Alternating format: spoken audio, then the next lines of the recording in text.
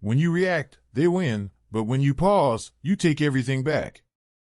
Any person capable of angering you becomes your master. That's not just philosophy, that's a mirror. So who's been controlling your mind lately? The stranger who brushed you off? The coworker who disrespected you? The silence from someone you thought would support you?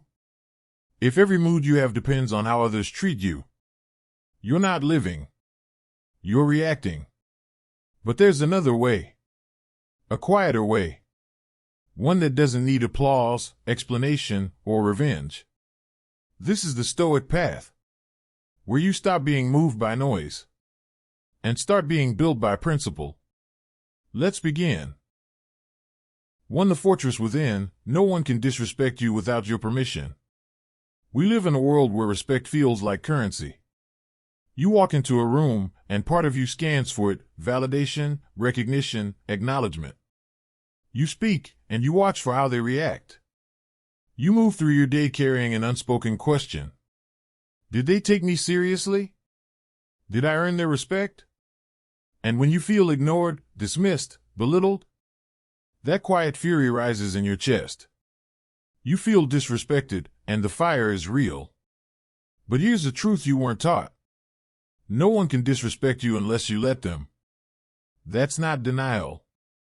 That's not weakness. That's stoic power. Disrespect isn't an attack, it's an invitation. When someone treats you with contempt, they're not attacking your soul. They're exposing theirs. Epictetus said it best. If someone succeeds in provoking you, realize that your mind is complicit in the provocation. Let that settle in. Because in that one sentence lies your freedom. If your sense of worth is fragile enough to be broken by a stranger's tone, then it wasn't grounded to begin with.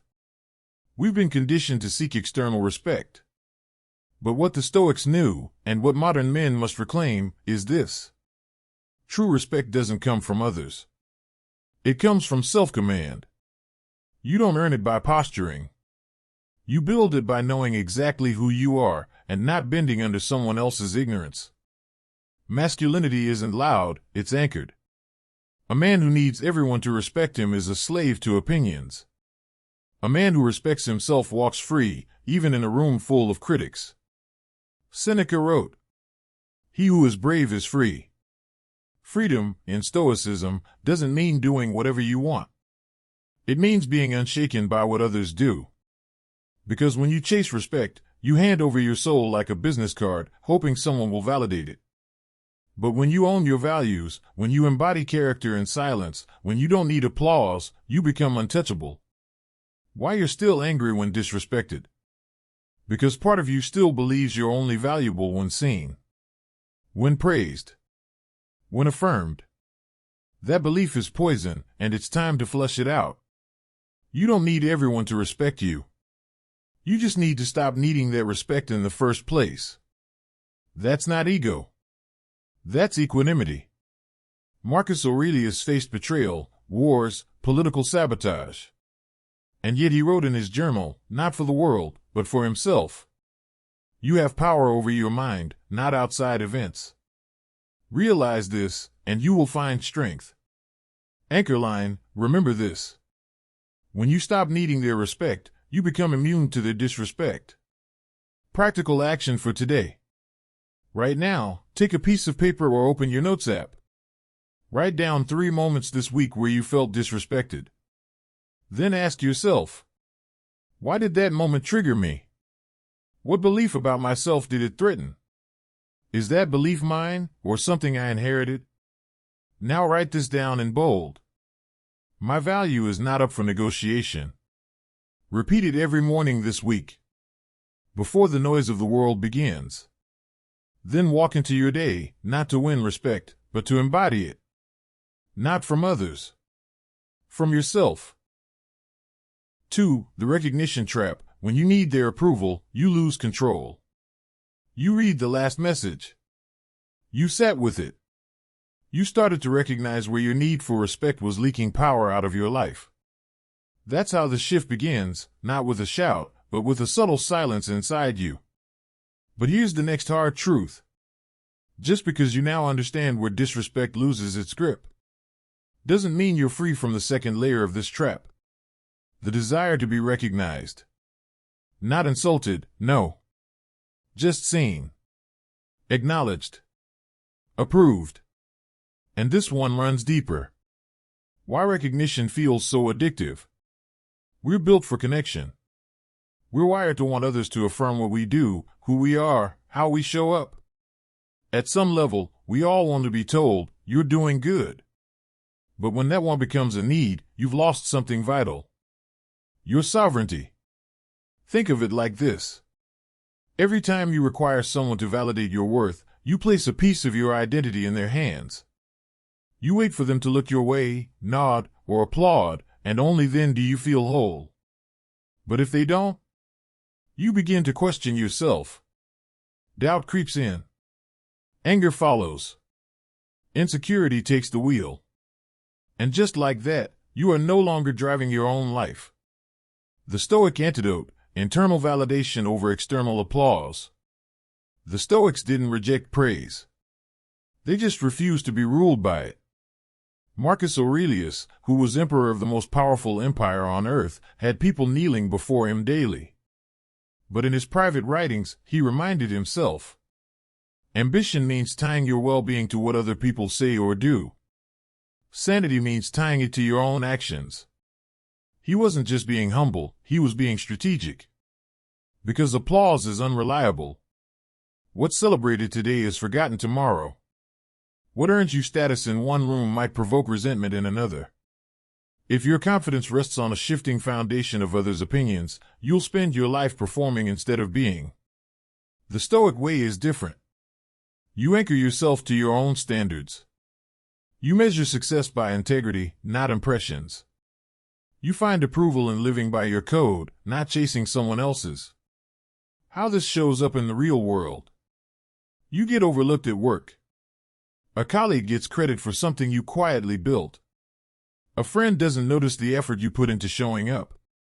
A partner doesn't say thank you, again. You feel that flicker of frustration. It's not rage, it's something subtler, but stronger. That ache to be recognized. To be seen. And that's when the test begins. That's when the Stoic mindset either shows up or vanishes.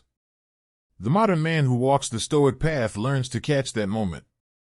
He learns to whisper to himself, I see me. That's enough. Because when you live aligned with your principles, your word, your work, your way, you don't need someone to hand you a trophy for being solid. You just keep building your fortress from the inside. Core takeaway, etch this in your mind. The more you depend on their recognition, the more you lose control of your soul. Build the practice, step into ownership this week. At the end of each day, ask yourself, did I live today in alignment with my standards, not theirs? Write it down. One sentence is enough. Notice when you seek approval. Pay attention to your body. That tightness in your chest before you speak. That rush of satisfaction when someone praises you. That drop in energy when they don't. Reclaim that moment. Each time it happens, say quietly to yourself, I am not here for applause. I'm here for mastery. For the bold. Go 3 days without explaining yourself to anyone. No justifications. No softening. No seeking. Let your actions speak. Let your silence teach. The Stoic path isn't about being emotionless. It's about being untouchable in the places that matter most. If you can wean yourself off the need for recognition, you'll discover something few men ever taste. Peace. Power. Presence. And no one can take that from you. 3. The misunderstood man, letting go of the need to be seen accurately. So by now, you've stepped back from the need for recognition. You've seen how often your peace has been tied to other people's validation.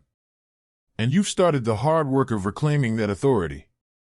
But here comes the next layer, the next hidden snag in the fabric of your mind. What happens when people misunderstand you? You didn't seek their praise. You didn't beg for their approval. But now, they've twisted your intentions. They've assumed wrong things about you. They've told a version of your story that isn't true. And you feel it in your chest. That urge to correct, to defend, to set the record straight. Because what they're saying, that's not who you are. And that, right there, is the next test. Because even if you no longer need praise, you might still be addicted to being understood. The Stoic perspective, you are not their thoughts about you. Marcus Aurelius faced this daily. As emperor, philosopher, general, father, politician, his every action was dissected. He was misunderstood more than most men ever will be. But what did he write in his journal? You have power over your mind, not outside events. And then he said something even more piercing. They don't know what you are. Only you do. There it is. You could spend your life correcting people's perceptions. You could exhaust yourself explaining, clarifying, countering assumptions. But the man who walks the Stoic path knows. That road leads nowhere. Because no matter how hard you try, you will never fully control how others see you. And that's okay. The deeper freedom, releasing the need to be seen correctly. Here's what most men don't realize. Wanting to be understood is still a form of attachment. It's still placing your identity in someone else's hands. You say, I don't care if they approve of me, so long as they see the real me. But that's the same dependence, just dressed differently. Because the moment you tie your piece to someone's accuracy, you're still building your sense of self outside of yourself. True freedom, the kind Stoics cultivated daily, comes from letting go of that grip entirely. Seneca said, "We suffer more often in imagination than in reality." Much of your emotional fatigue doesn't come from what people think. It comes from your internal resistance to letting them think it. Real-world example, the need to defend. You say something at work that gets misinterpreted. A friend tells another friend a version of your story that leaves out key context. Someone online takes your post the wrong way. You feel that ache. You want to clarify, jump in, say, that's not what I meant. But in that moment, stop. Ask yourself, do I need them to know the truth? Or do I just need to stand in it myself? Because here's what matters more. That you know who you are when the noise is loud. Internal mastery, the test of the silent fire. The Stoics weren't cold. They burned with conviction, quietly. They lived in a world of noise, lies, distortion. And yet they carried themselves with a calm that came from within. You don't need to shout your truth. You just need to live it. A misunderstood man who keeps showing up in character, in clarity, in discipline, will always outlast the noise. Because truth defends itself, given enough time. And character is its own form of clarity. Stoic anchor, remember this. When you no longer need to be understood, you begin to understand yourself. Your practical action, choose silence where you used to explain. For the next 3 conversations, especially when you feel misunderstood, don't defend. Don't explain. Just listen. Let their version pass through you like wind through branches. Write down your truth afterward.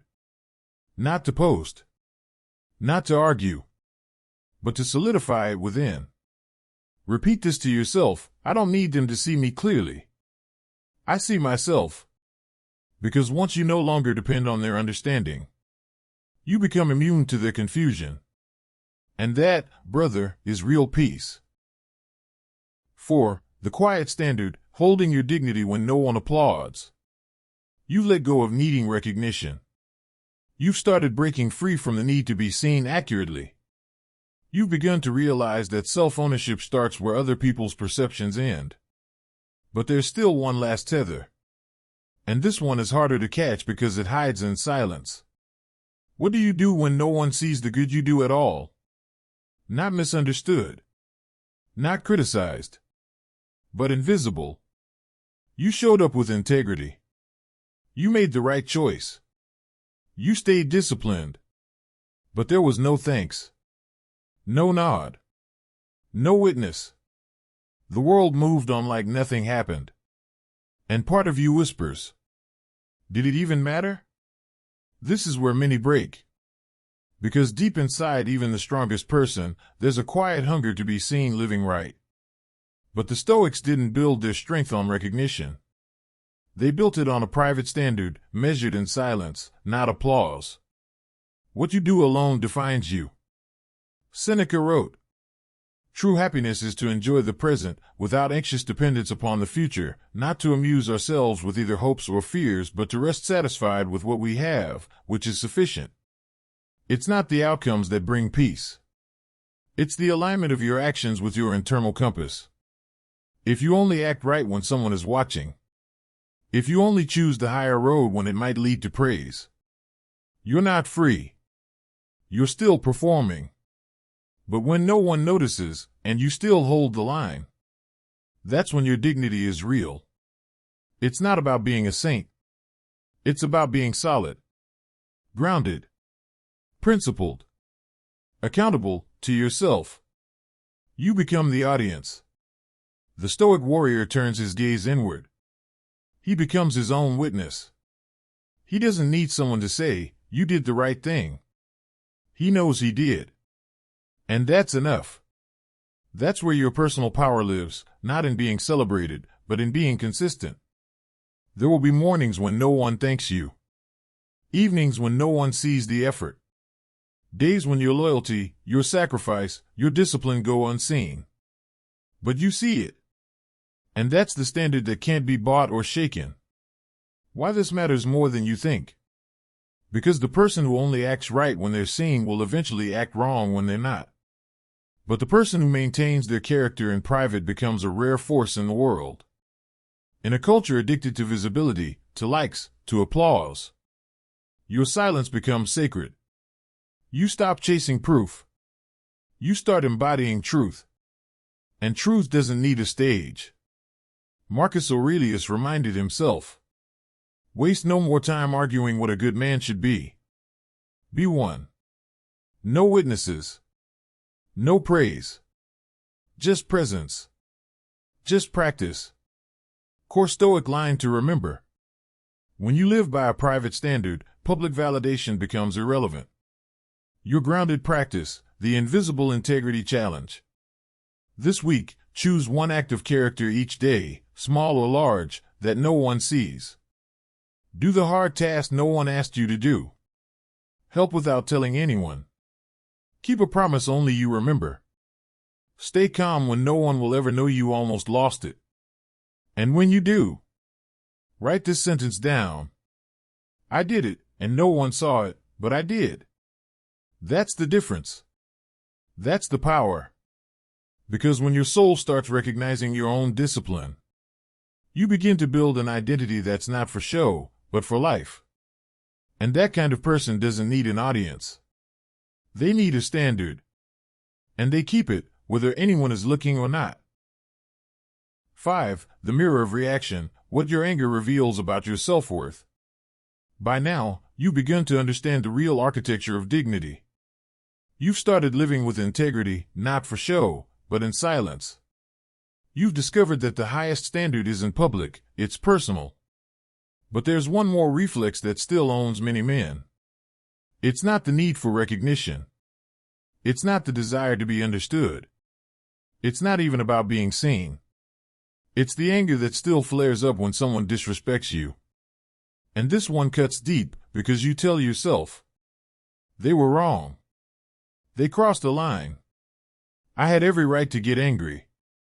But Stoicism doesn't ask if your anger is justified. It asks something far more uncomfortable. What does your anger say about your relationship with yourself? Disrespect isn't a threat, it's a mirror. Here's what the Stoics knew. What someone says or does to you cannot touch you. Not unless something inside you agrees with it. Epictetus said, "Remember, it is not he who gives abuse or blows who insults, but the view we take of these things as insulting. The insult is never the wound. It's the crack it reveals in your self-image. That sharp anger you feel when someone mocks, doubts, dismisses, or disrespects you. It's not just about them. It's about a part of you that's still uncertain, still raw, still craving confirmation of your worth. Anger is often ego in disguise. And your reaction is a spotlight on what you still believe about yourself. You are not what you feel, but you are what you feed. The Stoic path doesn't mean pretending disrespect doesn't sting. It means learning to step back from the sting and ask, why did that hit me so hard? Because if you were truly secure, if you had fully claimed your value, would a comment from a stranger shake you? Would a rude look from a coworker define your day? Probably not. Seneca reminds us, he who is brave is free. And freedom begins when you're no longer emotionally enslaved by other people's ignorance. It's not about being passive. It's about choosing your response, not reacting by reflex, but by reason. Real-world example, the triggered response. You walk into a meeting and someone talks over you. You offer an idea, and they shrug it off. You're met with sarcasm, dismissal, maybe even outright disrespect. You feel the burn rising in your chest. That's the moment. That's the training ground. You can either react and confirm their assumptions, or stay calm, not because you're weak, but because you're anchored. Because here's what most people miss. Reacting to disrespect gives the disrespect power. You end up proving you're fragile, even if your words say you're strong. The Stoic move, reclaim the pause. Every time you don't react, you reclaim your mind. You take back space. You step into sovereignty. Marcus Aurelius wrote, the best revenge is to be unlike him who performed the injury. Let that sink in. Your peace is the real dominance. Your stillness is the real flex. Anyone can lash out. Few can hold fire in stillness. When you pause before responding, you become a man of gravity, not reactivity. And men of gravity reshape rooms without raising their voice. Line to burn into your mind. The way you react to disrespect reveals how much you still doubt your own value. Strengthen the muscle, daily practice for mental clarity. This week, take every triggering moment, no matter how small, and turn it into a test. Each time someone says something sharp or disrespectful, don't speak for 10 seconds. Just breathe. Ground your body. Stay silent. Ask yourself in that silence, is this about them, or something I still haven't resolved within me? At the end of each day, journal one moment where you chose calm over retaliation. Write down how you felt after. Not just during, but later, when the moment had passed. This isn't about becoming passive. This is about becoming untouchable.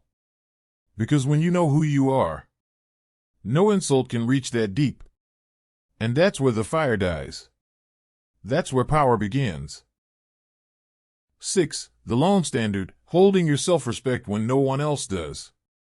By now, you've begun to build something powerful. You've learned to pause before you react, to examine your anger instead of unleashing it. You've seen how easily disrespect pulls you back into old patterns, unless you're aware enough to stop it. And maybe now you've asked yourself the next hard question. What happens when no one respects me at all? No validation. No understanding. No appreciation. Just cold indifference. Maybe even rejection. And yet, somewhere in you, there's a voice that still says, hold the line. This chapter is about that voice. Because that's when the real test begins, not when you're disrespected, but when respect is absent altogether, and you're left with nothing but your own standard. Respect from others is a gift, but self-respect is a requirement. You may never hear them say thank you. They might never acknowledge how much effort you've made. They won't always see your loyalty, your restraint, your silent sacrifices. And if your sense of self is built on their recognition, you'll crumble. You'll shrink yourself, perform for applause, or grow bitter in the silence. But the Stoic man walks a different path. Epictetus reminds us, never depend on the admiration of others. There is no strength in it. Personal merit cannot be derived from an external source. What you do in solitude defines the man you are. What you keep doing, even when there's no applause, is your true character. So ask yourself, can you keep showing up for your values, even when no one else shows up for you? Because that is the essence of Stoic strength. You don't need their permission to respect yourself. Let's go deeper. Why does it hurt when others don't respect us? Because we've silently internalized this belief. If they don't respect me, maybe I'm not worth respecting. But that belief is a lie. A lie you learned through years of social conditioning. Through school, relationships, hierarchies, systems. But you can rewrite it. Right now. Seneca once said, "A man's as miserable as he thinks he is." And the opposite is just as true. You are as worthy as you treat yourself. It starts with how you speak to yourself in the quiet hours. How you carry yourself when no one's watching. How you choose your words, your posture, your principles, even when no one affirms them. How this looks in the real world. You're in a room where your contributions go unnoticed. In a relationship where your efforts feel unreciprocated. In a life season where your grind is invisible. And you're tempted to slack off. To match their energy. To say, why bother? But that's the fork in the road. That's the moment where men divide into two groups. Those who wait for external respect to give themselves permission to rise. And those who rise anyway, because they've already decided who they are. Be the second man. The world has enough of the first. Truth to carve into your mind. They don't need to respect you, so long as you never stop respecting yourself.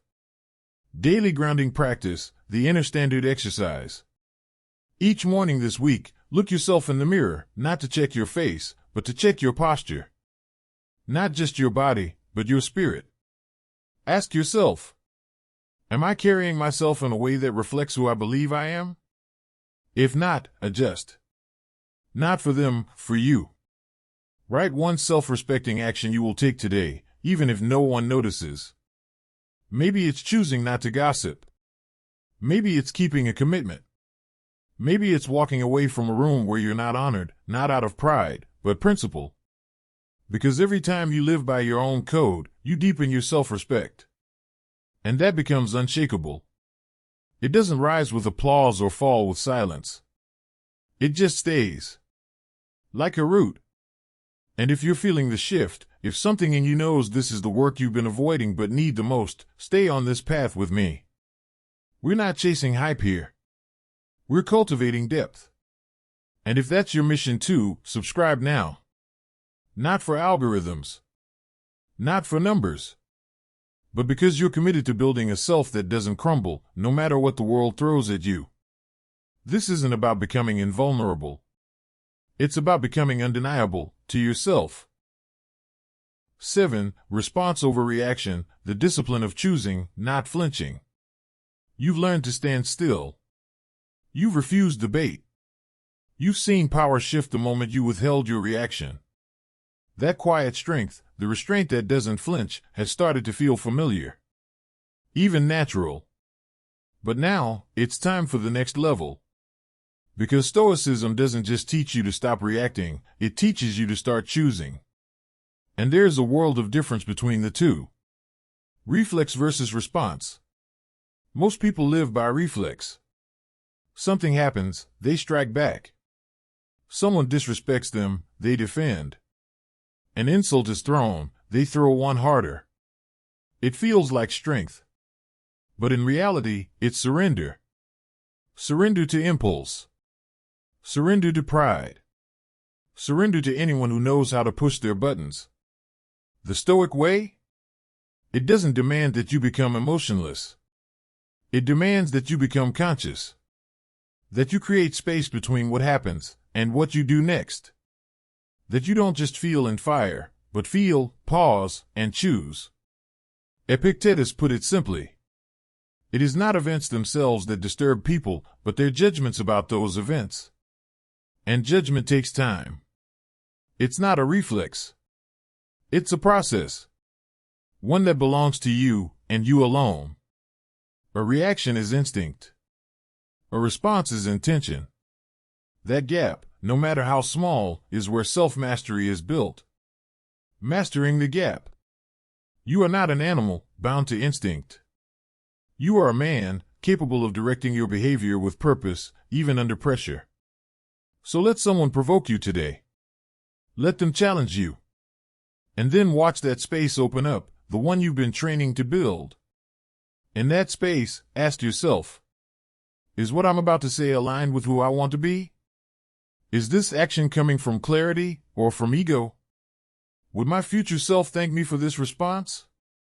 This is what separates the wise from the reactive, the calm from the chaotic, the man of principle from the one ruled by emotion. Marcus Aurelius practiced this discipline every day, even while leading Rome through war and plague. He wrote, "If it is not right, do not do it. If it is not true, do not say it." That was his filter.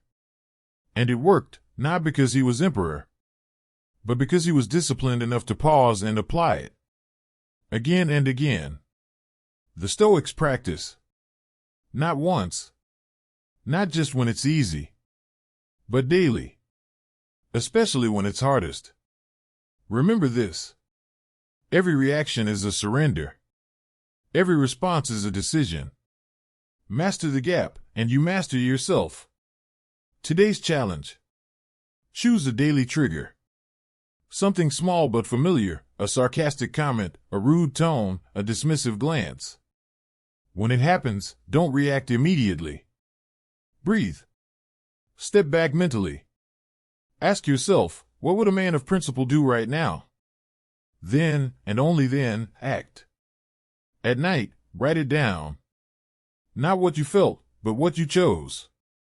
Because the moment you start tracking your decisions, you stop being ruled by instinct and start living by design. 8. The ego trap. When you let go of pride, you gain real power. By now, you've felt the strength that comes from response over reaction. You've experienced the gap. You've stood still while the world around you flinched. And perhaps you've asked yourself, the way all men on this path eventually do, why did I ever react in the first place? The answer lies beneath the surface. Not in the insult. Not in the words. Not in the person saying them. But in you. In your need to be seen a certain way.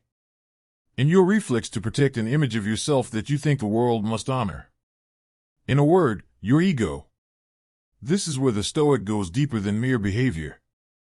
He doesn't just ask, what should I do? He asks, why does this bother me at all? And more often than not, the answer is this. Because I took it personally. Because I let my ego decide what was offensive. Because I believed that what they said threatened who I think I am. But here's the truth. The ego is fragile. It needs applause. It needs approval. It needs to win. And when it doesn't get those things, it panics and it lashes out. The Stoic man, however, does not serve his ego. He observes it. He studies it. And then, slowly and steadily, he disengages from it. Because he knows that ego is not strength, it's dependency. It's a need to be validated. A hunger to be right. A desperation to be respected, not because of who you are, but because of how you're perceived. Seneca warned us about this when he said, "He who is insulted is not harmed unless he thinks he is." That thinking comes from the ego.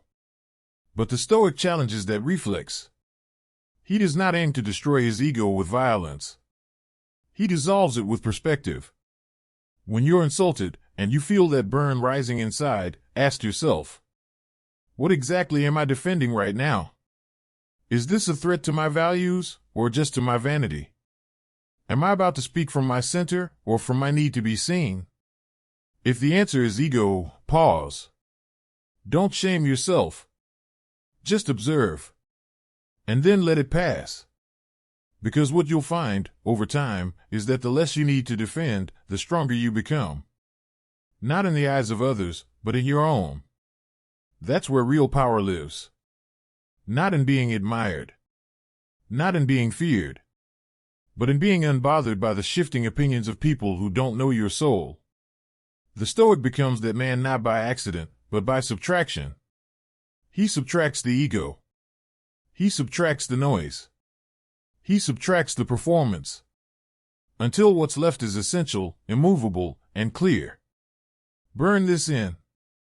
The man who no longer needs to defend his ego becomes the man no one can disturb.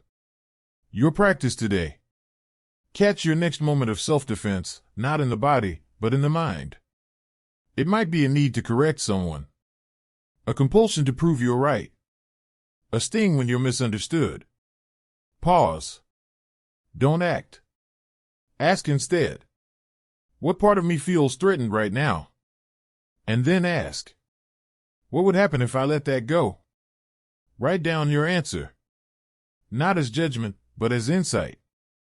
Because every time you let the ego step aside, your real self gets stronger. The one who doesn't need validation to stay grounded.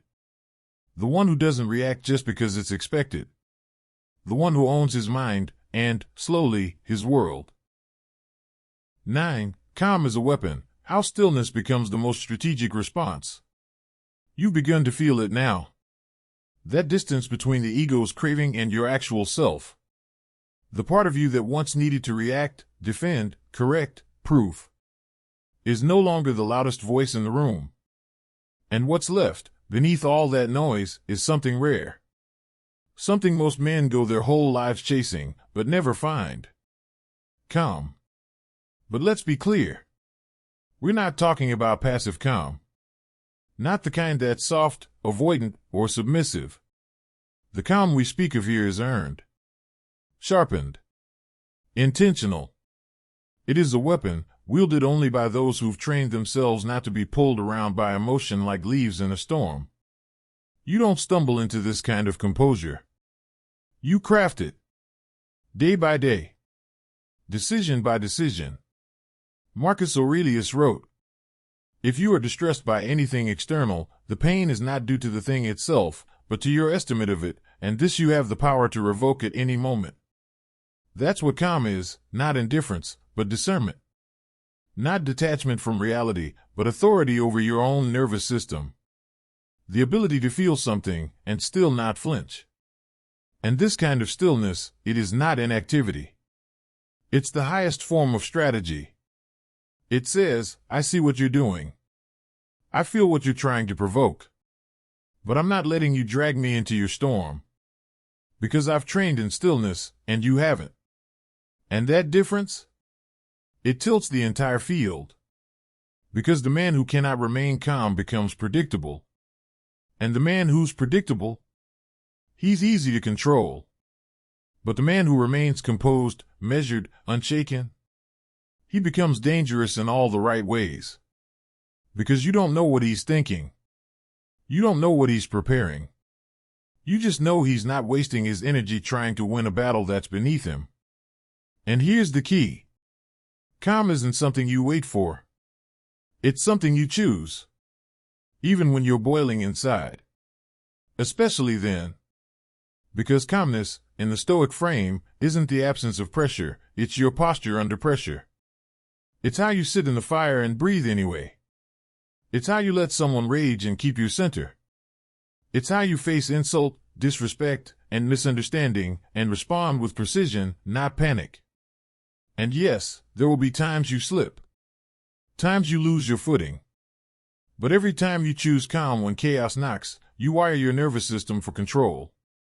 That's how the Stoic trains. Not through suppression, but through command. Keep this line close. Calm isn't weakness, it's restraint with teeth. The man who owns his calm owns the room. Your practice today. Choose a moment, any moment, where your natural reaction would be to raise your voice, argue, rush, or interrupt. Don't. Instead, pause. Slow your breath. Lower your shoulders. And ask yourself, what's the most composed version of me do right now? Then do it. Even if your hands are shaking. Even if your heart's racing. Especially if they are. Afterwards, write it down. Not just the outcome, but how it felt to stay calm when everything wanted you to erupt. This is how you turn calm into a reflex. not by waiting for it, but by becoming the man who can summon it at will. 10. The final fortress. Your mind is a territory, not a battlefield. You've walked the path. You've paused instead of pounced. You've redefined insult as reflection. You've weaponized silence. You've drawn the circle of control and stepped inside it. You've chosen response over reaction and peeled back the layers of ego that once dictated your voice. And in the stillness, you've learned that calm is not passivity, it's presence. So now the question becomes, what exactly are you defending? Why does all this discipline matter? Why train so intensely to hold yourself still, composed, and unmoved in a world that constantly asks you to lose your temper? The answer is simple, but not easy. Because your mind is sacred ground. And if you don't defend it, every person you meet will walk through it with muddy boots. In Stoicism, the ultimate goal isn't just to endure chaos. It's to preserve peace. Not the kind of peace that depends on circumstances, but the kind that's earned, built, kept through 1,000 unseen choices. The kind that can't be taken, only surrendered. Marcus Aurelius wrote this in the Meditations. Nowhere you can go is more peaceful, more free of interruptions, than your own soul. Retreat to consult yourself often. That is the final evolution. Not silence as a tactic. Not calm as an armor. But inner peace is a principle. You don't choose not to react because you're afraid of conflict. You choose not to react because your peace is more valuable than someone else's chaos. You don't lash out because your self-respect is greater than their insult. You don't explain yourself to everyone because your energy is currency, and you no longer spend it recklessly. Because you've learned. You're not just defending yourself from them. You're protecting something deeper, from yourself. Your values. Your clarity. Your mental state. Your ability to hear your own thoughts in a world that screams at you to be louder, faster, angrier. You've trained too long and too hard to hand over your mental clarity for someone else's entertainment. The man who walks away is not weak. He's committed to guarding what others gave up long ago, a mind that is his own. This is what the Stoic ultimately fights for. Not applause. Not dominance. Not revenge. But sovereignty. A quiet, unshakable knowing. I decide what matters. I decide what enters. I decide what stays. Let this be etched into you. Not every battle is worth your attention, because not every attack deserves access to your peace. Your final practice. Choose one situation this week, just one, where someone pushes you, pressures you, or tries to pull you into their emotional arena. And walk away. Not with bitterness. Not with smugness. But with clarity. Later, ask yourself, did I lose anything by staying silent? Or did I keep something far more valuable, my state, my strength, myself? Write it down. Reread it the next time you're tempted to hand your power away for a moment of ego. You've come too far for that now. You've built the fortress. Now keep the gates. If you'd like a condensed version of this full series and a printable guide, or want to go deeper into how to turn these practices into long-term daily rituals, I can help create that next. Just say the word. You've just walked a path most won't take. 10 principles. 10 opportunities to confront yourself.